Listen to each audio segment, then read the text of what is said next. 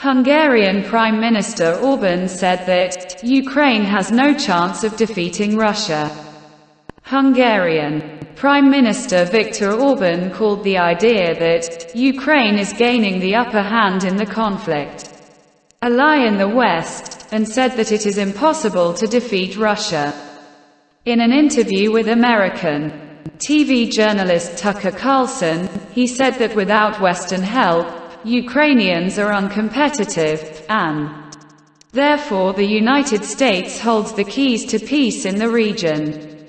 It's a lie. It's not just a misunderstanding. It's a lie. It's impossible. Everyone in politics who understands logic, numbers, data has no chance. Orban replied to a request to comment on the prevailing opinion in the United States that Ukraine is winning. They will run out of soldiers sooner than Russia, he added. According to Carlson, the number of Ukrainians killed goes to hundreds of thousands, and Orban added that there are ethnic Hungarians among them.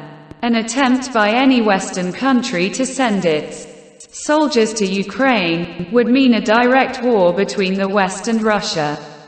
And we will immediately find ourselves in World War III. So now is a very dangerous moment, Orban said.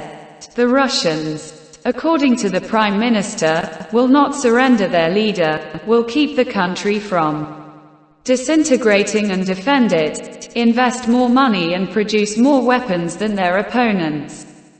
So, don't misunderstand the Russians, Orban said. When asked what he would do if he were at the head of NATO, and was, say, Joe Biden, Orban replied, "Peace immediately, and call back ex-US President Donald Trump. That's all." If the United States wanted, according to him, to restore peace by tomorrow morning, they could do it. It is obvious that Ukrainians are not able to pull it alone. They are uncompetitive in this war. If there is no money, weapons from the West and, especially, from the USA, then the war is over. The decision is in your hands, Orban said. Of course, this is about Ukrainians. They cannot be ignored. They must be involved, but the real factor is not Ukraine, he added. Orban also called the idea of taking Crimea from Russia completely unrealistic. It's out of the question, he said. Russia launched a special military operation in Ukraine on February 24, 2022. Russian President Vladimir Putin called its goal the protection of people who have been subjected to bullying and genocide by the Kiev regime for 8 years. He noted that the special operation was a forced measure. Russia was left with no chance to do otherwise. Security risks were created such that it was impossible to react by other means.